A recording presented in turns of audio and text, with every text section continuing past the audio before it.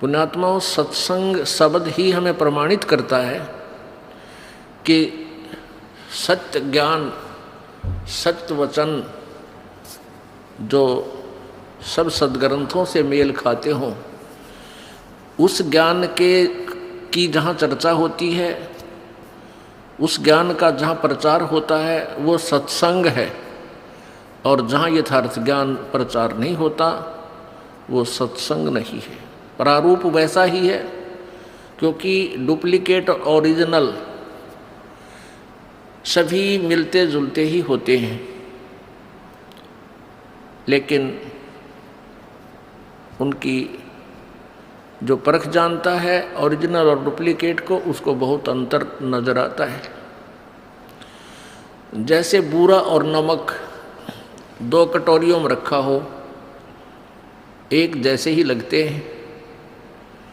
आपको बूरा की चाह है और चम्मच भर लिया नमक का और मार लिया फांका, वो बूरा समझकर, तो आपका सारा ही टेस्ट खराब हो गया। ऐसे ही सभी सत्संग, सभी संत अच्छे लगते हैं, सिमिलर होते हैं, एक जैसे ही होते हैं, समांतर होते हैं। उनके वचन बहुत से मिलते जुलते भी होते हैं, लेकिन बूरा और नमक ही समझ लेना। उसको तो वही समझ सकता है जिसने बूरा खा रखी हो, फिर नमक का टेस्ट करे। और जहाँ देखे वहाँ नमक ही है, उसी को चाट रहे हैं, तो सभी ये सोच रहे हैं यही बूरा होगा। ऐसा नहीं है। दास ने तो ये शब्द बोला है कि तीन लोक और भवन चतुर्दश कोई नहीं सत्संगी, ये बहुत महत्व रखता है। पुण्यात्माओं, यदि इस ब्रह्मांड में, इन 21 ब्रह्मांडों में यदि यथार्थ ज्ञान होता तो परमेश्वर को यहाँ नहीं आना पड़ता।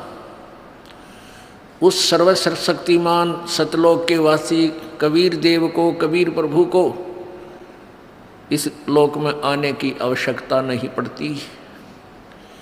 उस परमेश्वर को इसलिए आना पड़ता है कि इस काल के दूतों ने काल प्रेरणा से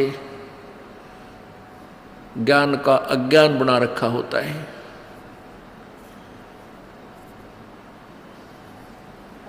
वो परमात्मा पूर्ण ब्रह्म, सर्व सृष्टि रचनहार, कुल मालिक कबीर देव, कबीर साहब अपनी प्यारी आत्माओं को अपने निज ठिकाने का, अपने मूल निवास का ज्ञान स्वयं ही कराते हैं। वो परमात्मा आकर के अपनी जानकारी आप ही बताते हैं। और कोई भी पृथ्वी पर ब्रह्मांड में यथार्थ ज्ञान से परिचित नहीं होता। पुण्यात्माओं, आपका सौभाग्य है कि आपको कलयुग के उस दौर में, कलयुग के उस समय में आपका मनुष्य जीवन है कि अब परमात्मा प्राप्ति सहज में हो सकती है। इसका कारण क्या है? परमेश्वर कबीर जी अपने सत्यलोक से चलकर यहाँ रूपांतर करके आते हैं। इस काल को धोखा देते हैं। वो पहचान नहीं सकता कि ये पूर्ण परमात्मा है। यहाँ एक साधारण से मनुष्य का रूप धारण करके वो परमात्मा यहाँ प्रकट होते हैं। कभी अपने पुत्र सहजदास का, कभी जोगजीत का, कभी ज्ञानी का रूप बनाकर वो रह कर अपने बच्चों को संभालने के लिए इस काल के लोक में आते हैं। तो परमात्मा जब सर्वप्रथम रूपांतर करके अपने पुत्र सहजदास का रूप बना करके आए थे, जहाँ पर ये काल भगवान 1 लाख प्राणियों का आहार करता है, वहाँ एक तपतशिला है, एक तवा होता है, जैसे अच्छा लंबा चौड़ा तवा हो, और वो अपने आप पत्थर की टुकड़ी है, अपने आप स्वतः गर्म रहती है, बहुत तेज गर्म रहती है। और ये काल 1,00,000 मानव शरीरधारी प्राणियों के सूक्ष्म शरीर को उस तपतशिला पर डालकर इनसे गंध निकालता है, इनको खूब अच्छी तरह गर्म करता है और ये प्राणी वहाँ तड़फते हैं बुरी तरह उस तपतशिला के ऊपर। और इनके अंदर से सारे जीवन में जो इन्होंने स्थूल शरीर से जो विकार किए, कोई आहार किया, सुल्फा, तमाकू, शराब पी,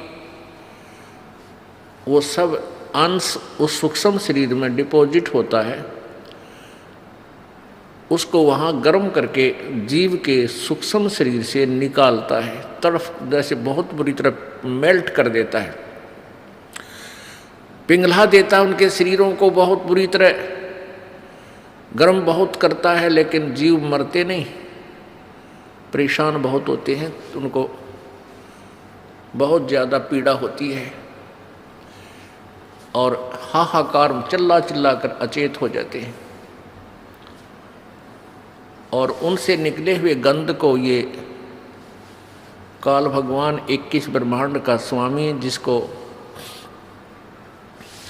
ब्रह्म कहा जाता है, जिसको ज्योत स्वरूपी निरंजन भी कहते हैं, ये आहार करता है, उस गंध को खाता है।